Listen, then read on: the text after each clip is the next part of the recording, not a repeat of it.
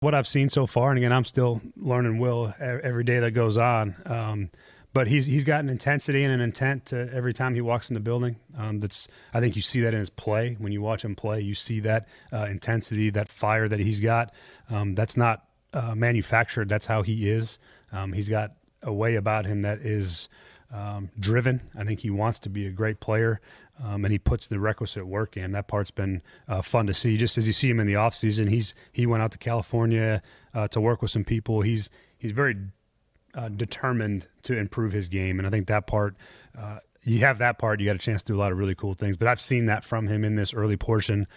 He is front and center. He takes notes. He asks questions. He does all the things you'd want to see early in the process of a guy that's trying to improve his game and get better. How beneficial can it be? We saw with Will Levis last year in D-Hop's relationship, and just D-Hop being that veteran wide receiver. Now you add a guy like Calvin Ridley in free agency. How beneficial is that to a guy like Will Levis who's only entering his second season? It's hard to probably understate the help that provides, where you have two really veteran players that have experience in the NFL. They've done it, and for lack of a better term. And when you're a young player, sometimes that helps because they can come to him and have the conversation about how they run a route, the technique. They're probably much more apt to be able to communicate that to him than he may be to communicate that to them because of their experience. And to have experienced players around a young quarterback certainly helps because they're not necessarily always learning the same lessons together. There's some things that maybe Calvin's been through with his quarterbacks in previous places that he can share an experience or a story that may help that process move quicker than if you got two young players trying to do it together and sort of finding their own way. These guys have found their way. They're really proven players, and that's always got to be an advantage for a young quarterback. This is the first time we talked to you since Snead is signed. How big of an acquisition was that? How you like maybe the secondary as it stands right now? Oh, man. I my feelings about L'Jarius is as having had compete against him. He's such a fantastic player, and the mentality that he brings to the defense, and you pair him with Cheeto, two guys that are really physical, really aggressive. I think they changed the whole demeanor of what you ask in the secondary and how they play. And I think when you add Roger into that mix as well, the fire that he plays with as a nickel, that's a really good group of corners that play at a high level and demand the same standard. And I think that's what you're looking for ultimately, guys that play like that, but then demand it from everybody else around them. And man, I played against L'Jarius enough times to have an immense amount of respect for how he goes about his business. And I think you guys got to see a little bit of it in his press conference, but he is a fantastic person on top of it. So I really feel like he's a huge addition to our team, both as a player and as a person in the locker room. How do your days work right now with OTAs, with draft meetings, with top 30 visits? They are busy. We start at 8 a.m. with our players. Right now, currently, with the way the phase one is constituted, our offense meets and our defense lifts, and then after a 2-hour period, we flip, and that keeps us at our 4-hour day. So I'm in as many of those football meetings as possible. I have a team meeting to run on Monday. I was in the special teams meeting Tuesday. I run all of our installation meetings for the offense, and then when that's over, I go right into the defense and listen to Denard do his thing. Usually get some lunch, and then I'm probably lined up to meet with whoever's in for a 30 visit, which has been at least one player a day for what feels like the last 3 weeks. I don't know if it's actually been that long, but it feels like it's been a while. We've had a constant flow of these players coming into the building. I meet with those players when they come in, and then in the afternoon we're in the draft room, and our coach has just finished reading their draft reports.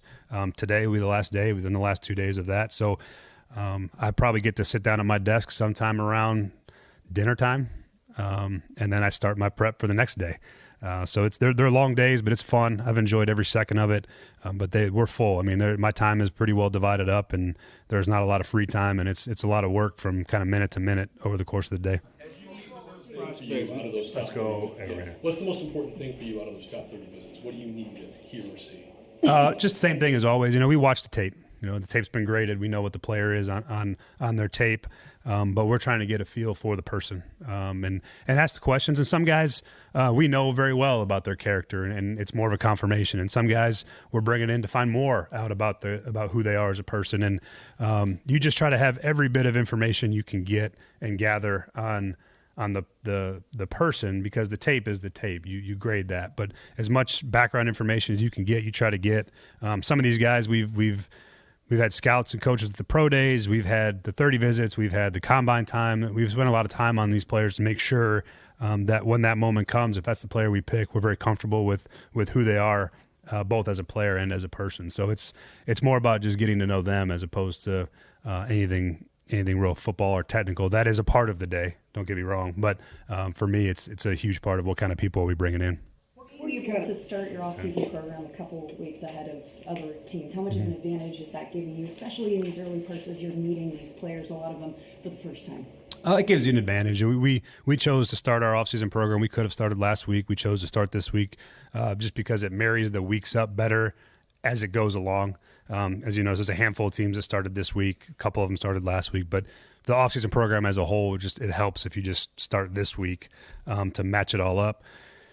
It's a huge advantage because this first week is, like I said, it's like an orientation. They're trying to get to know us. We're getting to know them. There's a lot of procedural things that are new for the players here. The coaches are new. The relationships are new. So, that extra time is a huge help. So when everybody starts in the NFL next week, at least we've had some time to, get the beginning stages worked through, and then hopefully next week we're starting up and we feel like we're right on pace with the rest of the teams in the league. But it's a long process, and every extra minute helps. And we're sort of in a little bit of a sprint between now and the start of the season with every other team in the league, and we're trying to do the best we can to catch up to the teams that are established and make sure that we're ready to play in September. As you go through that process, like with the prospects and even in the draft meeting rooms, like how do you personally approach guys who have so-called off-the-field issues or baggage, character concerns?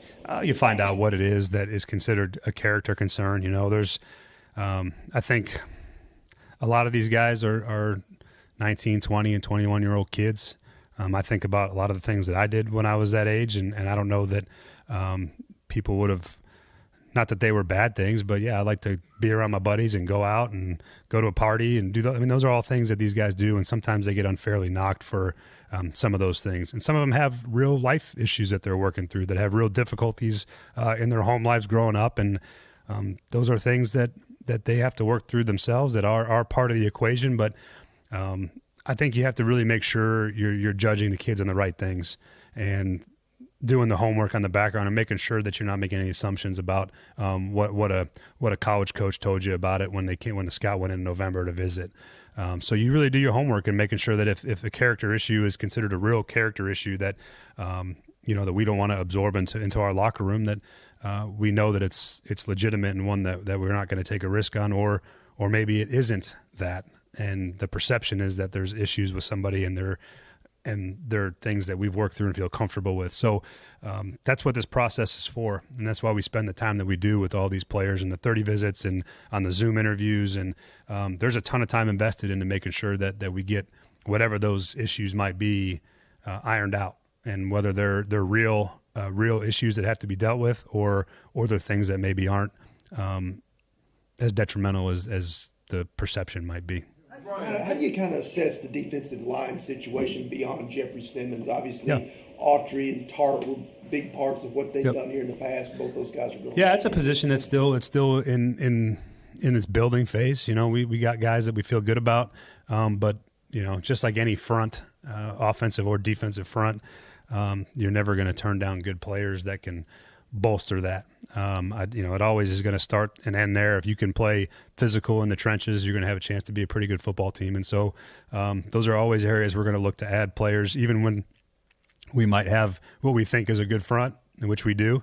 There's always going to be opportunities to keep adding to it, because all I know is when you play against a team that seems to kind of come at you in waves and every player they put out there can play, that's a lot of stress on an offense from my perspective. So, the more guys you have that can rush from inside and outside, the stouter you play against the run.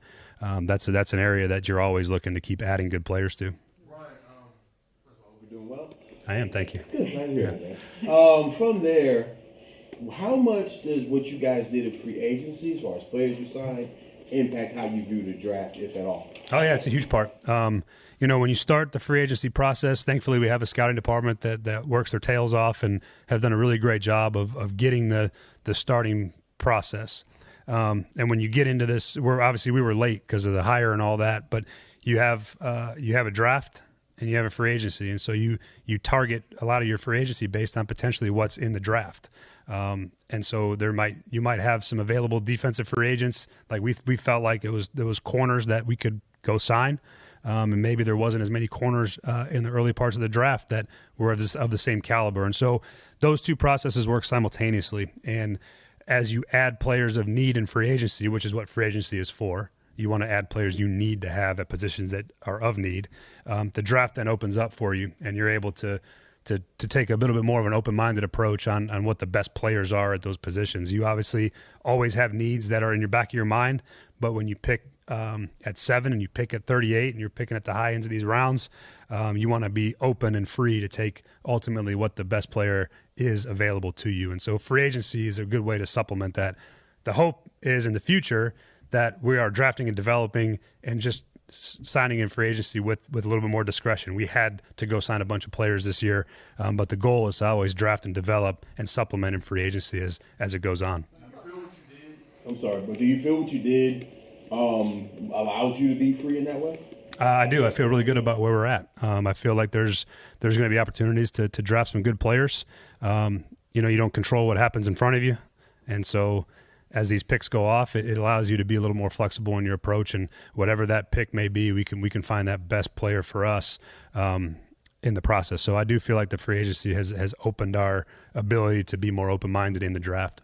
Still a couple of weeks to the draft, but will there be certain guys that you'll advocate for, fight for, stand for the table for, whatever you want to call it, and what's that process going to be like with Rand? I think you advocate and fight for guys when you have a really strong opinion, or there's a large difference, maybe in the positions and where you feel like, as an offensive coach or a defensive coach, you feel strongly that you might need.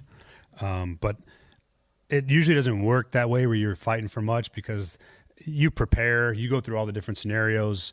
You work through there might be 50 different scenarios that happen in front of us at pick 7. And so you have to work through all of those things, all the contingencies. What happens if this player is there? What happens if that player is there? Would we be comfortable with this player over that player? And you go through all of these exercises at your picks, and particularly as the first and second round for sure, because that's a process you have to work through, so you're not surprised on draft day. So by the time we get to the draft, all these conversations have been had. People have said their piece. We've had the conversations about who we prefer, and ultimately, when we make the decision, it'll be the Titans' decision, and everyone's going to move forward with that. So this is the time for all of those things. When coaches are advocating for guys they like, scouts are advocating for the players they like. You have conversations if there's huge discrepancies in the grades, and you figure out where that difference is, and you come to consensus on whatever player you're discussing. And so the process has been fun, but it's an enjoyable process. There's a lot of conversation. This is when all the advocating happens. And then by the time we get to the draft, we've cemented our plan for the most part on what directions we'll head based on what events happen in front of us. How do you feel about where you are at tight end? We need tight ends. We do. We only got 3 on the roster. We'll obviously take quite a few more than that to training camp. So that's a position of need just in terms of the numbers. Feel really good about Josh Wiley and his development. Feel good about Chig where he's at. We got 2 young players we're excited about, but. Obviously 3 tight ends isn't what you're going to take in the training camp. So there's going to be some spots to add, whether that comes from a veteran player after the draft, whether it comes from a draft pick at tight end, remains to be seen, but certainly need to add more than what we have currently. We'll probably take at least 5, probably 6 tight ends in a training camp. Generally speaking, that's usually where you're at. So there'll be some guys added to that room at some point. You've rolled a million different directions since you've been this head coach. What's the best part of this week and actually having a team in the building and doing the coaching part? Just that. I love coaching football. I love being in the meeting room. That's where I feel like I'm in my element. And that's been the most exciting part. I love being around the players, and I've always maintained that the day the players come back in the off season is probably the best day of the off season, because you spend all this time in these meetings and you're with all the same people, and there's just a new energy when players come back in the building. That's what we like. That's what I like doing. That's what coaches like doing, is coaching football. And for me, that first day back and being able to be in a meeting room and talk football and talk scheme and be around the players, that's where I find the most joy, and that's the part I like the most. And so, to answer your question, coaching again is what it's made it feel the most normal for me. That's what I'm used to doing, and all the other stuff has been great, and I've enjoyed it. But coaching is what I like doing the most. When you look at your group of wide receivers after adding Calvin to that group, how open are you to still adding to that room, and are there any skill sets or traits in particular that you feel like you might currently be lacking? No, I think you're always open to adding to those spots. I mean, we have to have someone emerge for us at the slot position receiver when we're in 11 personnel. That's one that we got some young players I'm excited to take a look at, with obviously Kyle Phillips. Mason Kinsey's been around here a little bit. He's shown his mettle. Obviously, Nick Westbrook-Akine has been involved in some of those spots over his career. So trying to find someone to emerge in that spot. You got guys that you're trying to always build youth and depth as well. And so those things are in constant flux. You're always trying to have another guy ready to roll. You need depth at every position.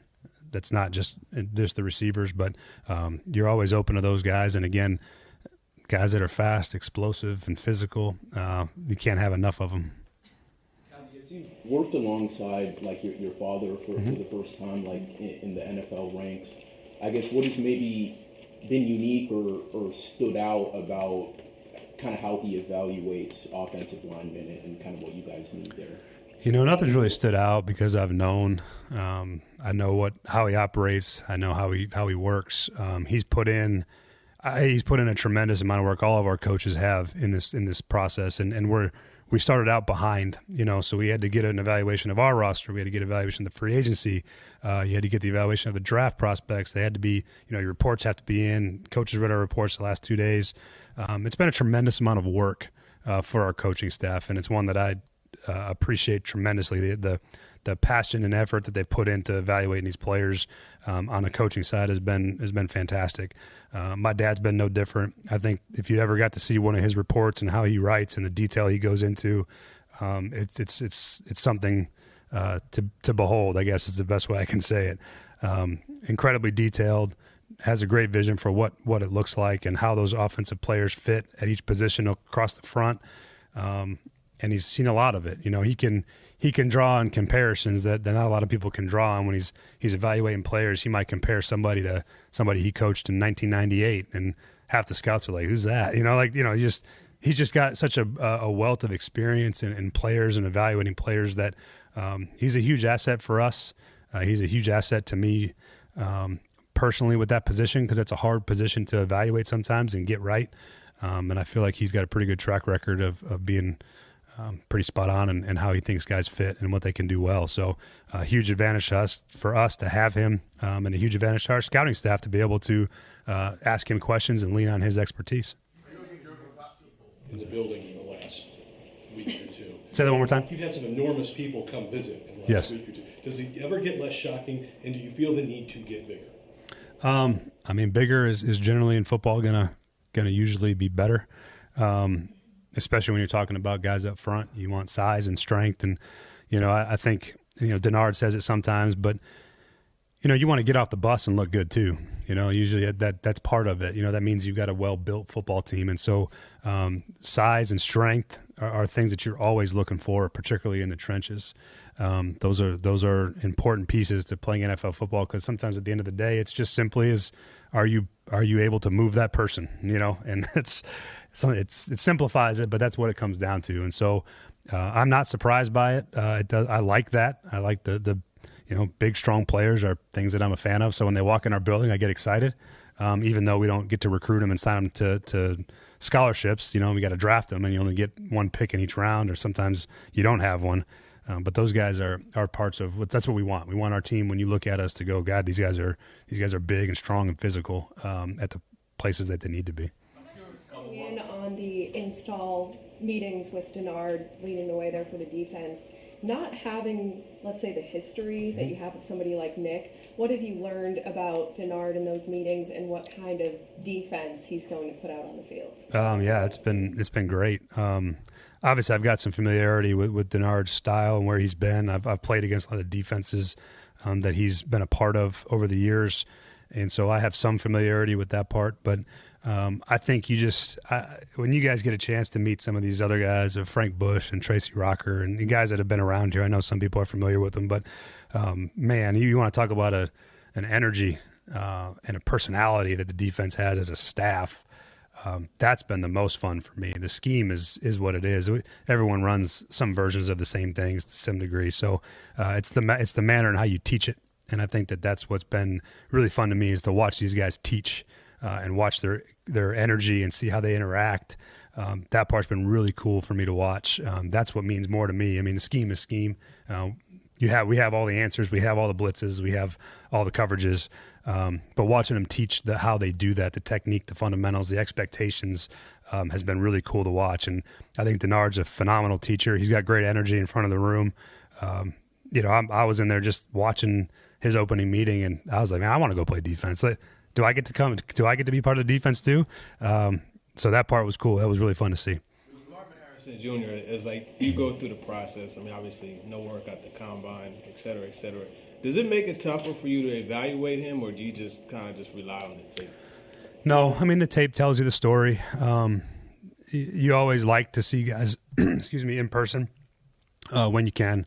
But there's a handful of guys every year, probably from now until the end of football, that are going to be in a position where them working out doesn't really do them anything more positive than not working out. You know, Marvin is probably going to be a top 5 pick, most likely. And no working out was going to change that. So it doesn't bother me. You know, when that happens, you obviously would prefer to see guys in person and work out. But if they don't, they don't. His tape tells you the story. He's played enough football to where you can get a pretty good evaluation. And then again, you meet with the person and you see why he's the way he is. And it makes a lot of sense when you do that. So, there's going to be those guys every year, and this is going to come up probably every time we have these conversations. So it's just part of what the draft has become and the pre-draft process has become. So I don't really think too much about it. We just evaluate the tape. Kickoff rule in the league, Yeah. The shift in technique for kick coverage and kick blocking. Do you want Bill involved in that process as far as teaching techniques to guys who maybe haven't learned those blocking techniques before? Yeah. I think it's different. Those special teams guys, they have a different way of doing things that maybe doesn't quite correlate the same way. There's certainly mechanics that they can have conversations about, but Colt Anderson, I think, will do a hell of a job teaching what that's going to look like. It's going to change. The kickoff is going to be very different. There's some evolution and unknowns that are involved in that rule that I'm excited to see how it shakes out. You got a lot of really smart special teams coaches that'll try to find every which way to make an advantage for their team. And some of it might be blocking technique. Some of it might be the personnel you use. Some of it might be the schemes in the return. And that part to me is exciting. It's unknown, so I don't know what it's going to look like. But there's going to be something new and exciting about it, and I think that's what the league is hoping for, is that there's some new excitement to a play that's essentially been dead for the last 2 years. And I'm looking forward to seeing what these guys come up with. Yeah, you got it.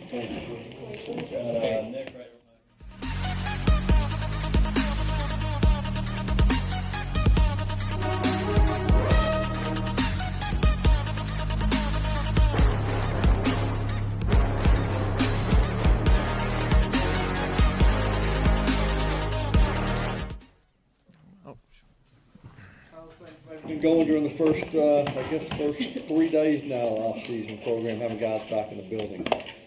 I think everybody always says kind of like first day of school, and the older you get, you're kind of like, oh yeah, I'll get used to it. And then shoot, Sunday night, a couple of guys were texting, can't wait to see you tomorrow, can't get in there, and it really did feel that way. Like I heard Coach Callahan talking about the energy, and the energy was awesome, and the guys just seem really receptive to everything we're talking about, and it's been really fun so far.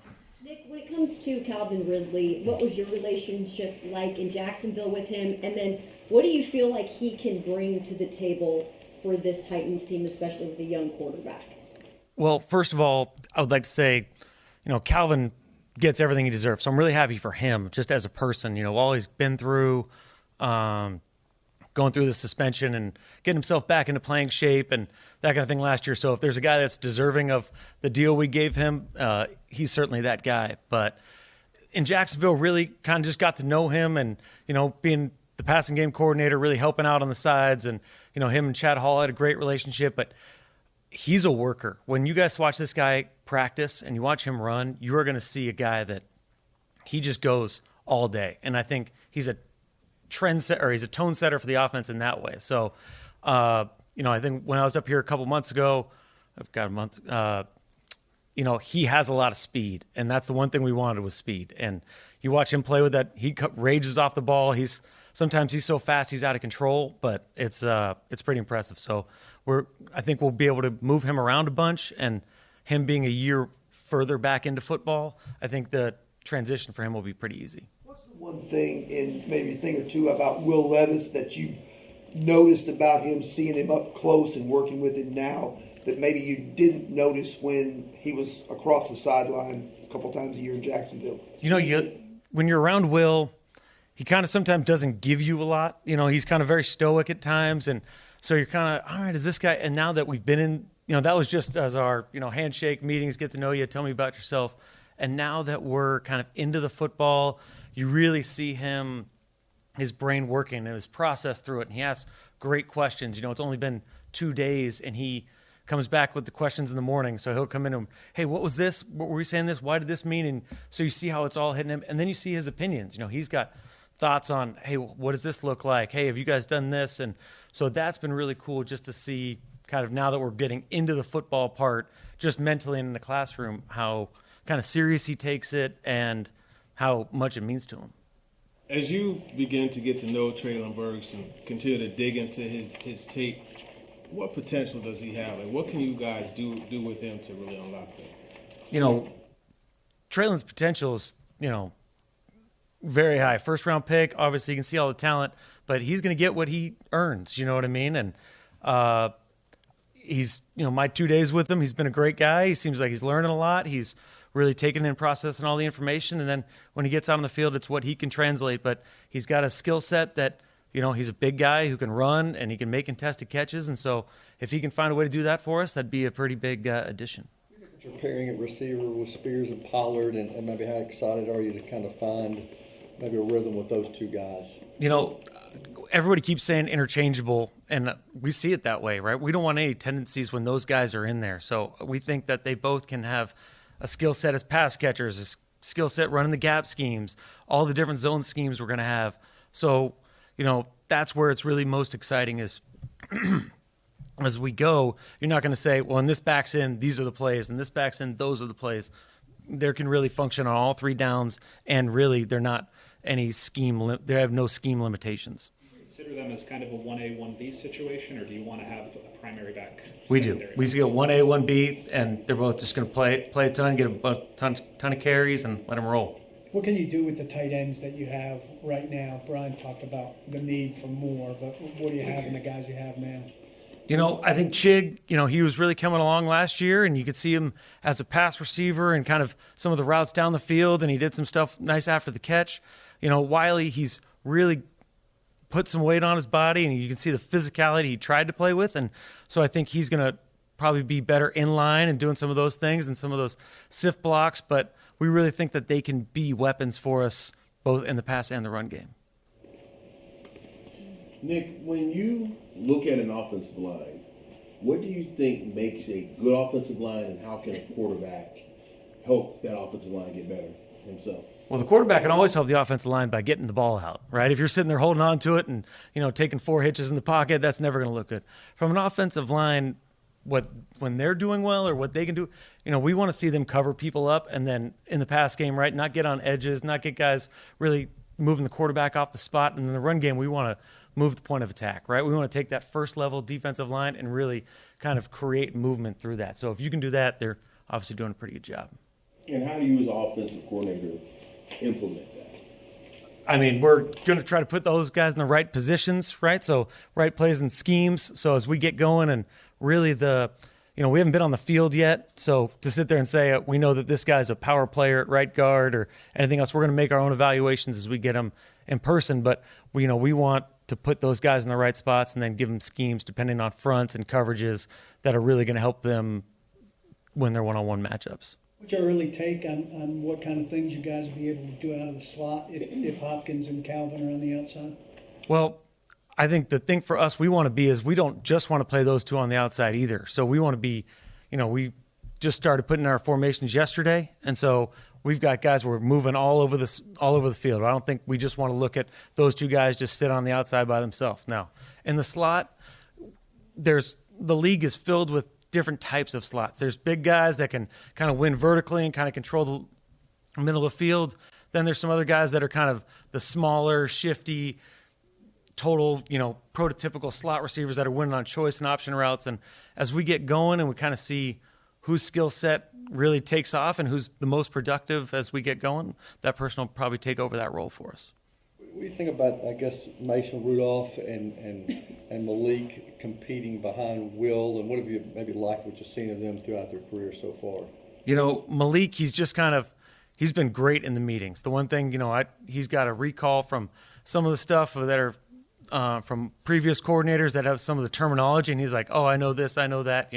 Malik's got an athletic skill set, and he can throw, and he can do all those other kind of things. From Mason, we, as Bo and Brian and I were going through the quarterback evaluations, you really saw a guy that processes well at the line of scrimmage, kind of really controlled the huddle, took care of the football for the most part, and we think his best football is in front of him too. So we got really three guys that we think all have the best football in front of them, and Mason's been great so far through 2 days, and we're really hoping to build him up that way. So you guys kind of continue through this installation process.